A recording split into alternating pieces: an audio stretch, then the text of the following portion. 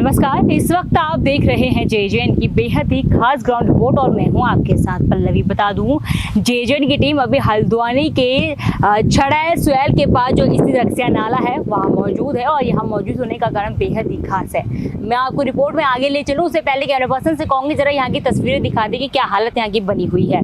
जिस प्रकार से आप तस्वीरों में देख रहे होंगे कि कितना जो गंदा जो नाला है, जो कबाड़ से नाला भरा हुआ है, गाद से नाला भरा हुआ है। बता दूं, यही कारण हमारे यहाँ मौजूद होने का है। जहाँ बीते साल उफान में नाला आ गया था, भारी बारिश होने के कारण जो नाला है पूरी तरह से उफान में था, जिसके कारण जो ये क्षेत्र है हालांकि लगभग पूरा आधा जो पानी से भर गया था। उसके बाद जो हालत कुछ इस प्रकार से इस नाले की बन गई थी। बता दूं, उसके बाद से प्रशासन ने किसी भी तरह से इस नाले को साफ करना जरूरी नहीं समझा। बता दूं, जो हालत है ये केवल रक्सिया नाले की ही नहीं बनी हुई है, इसके अलावा कलसिया नाला, देवगढ़ी नाला, इन सभी की हालत भी कुछ इसी प्रकार है। और लगभग हल्द्वानी के 14 नालों की सफाई है वो नगर निगम की ओर से नहीं की गई है। और बता दूं, ये भी आपकी जानकारी मैं दे दूं कि 15 जून से जो हल्द्वानी में वो प्री मानसून आने वाला है और ऐसे में यदि इस प्रकार की हालत नालों की रहेगी तो अनुमान लगाइए जब मानसून आएगा, यदि जब ये नाले भरेंगे तो किस प्रकार की स्थिति बनेगी और किस प्रकार से उफान में फिर ये नाले हैं वो आ सकते हैं। और जिस प्रकार से जो मानसून है वो इस बार 15 जून को है, नाले की हालत ऐसी है। और अब आप सोच रहे होंगे कि क्या नगर निगम ने किसी प्रकार से जो प्रयास है वो नहीं किया, या जो नाले हैं वो बीते साल से ऐसे ही पड़े हुए हैं, क्या प्रयास किया गया है या जानकारी नहीं है। तो उसकी जानकारी मैं आपको दे दूं, बता दूं, नगर निगम की ओर से जो टेंडर है वो इसके लिए आमंत्रित किए गए थे। जी हाँ, जो टेंडर है वो आमंत्रित किए गए थे। ऐसे में ऐसा नहीं है कि प्रयास नहीं किया गया, लेकिन बता दूं, टेंडर आमंत्रित करने के बाद किसी भी ठेकेदार ने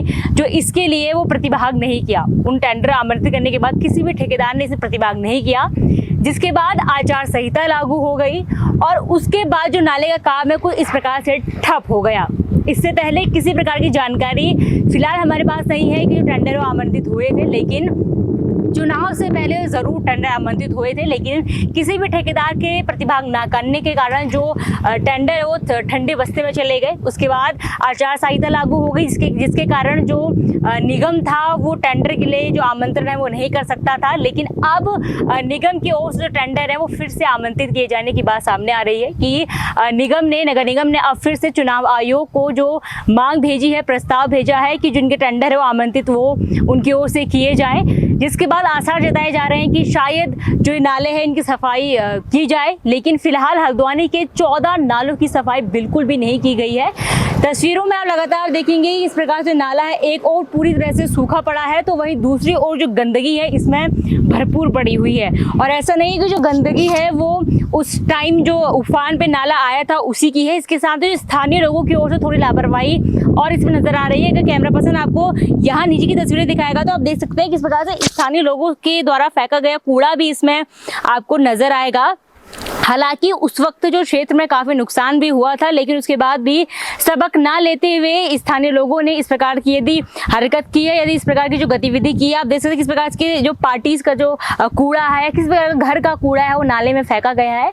तो ये भी एक बात है कि क्या संवेदनशीलता नहीं है यहाँ के क्षेत्रवासियों में कि यदि नाला इस प्रकार से कूड़े से भर जाएगा तो आप जब ये उफान में होगा तो किस प्रकार का नुकसान हो सकता है, किस प्रकार का जो मलबा है या कबाड़ है यहाँ इस क्षेत्र में भर सकता है।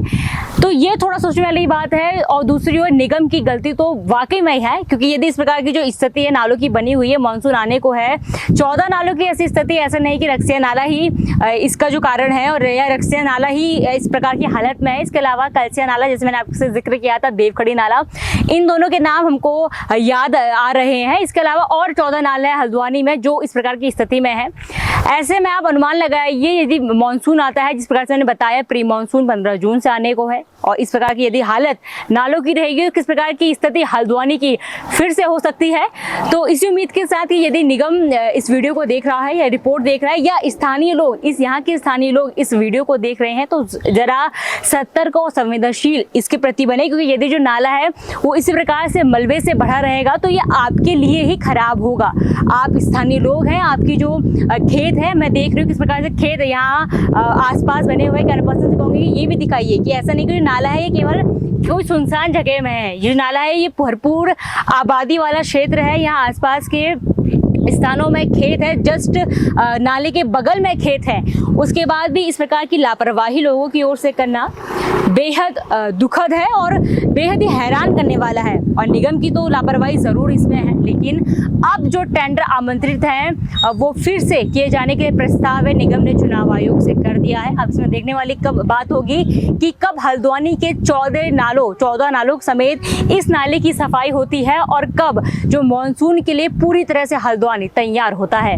फिलहाल इस रिपोर्ट में बस इतना ही। इससे जुड़ा हर अपडेट हम आपके बीच जरूर लेके आएंगे। मैं अपनी सहयोगी पूजा के साथ पल्लवी, JJ न्यूज़ हल्द्वानी। नमस्कार।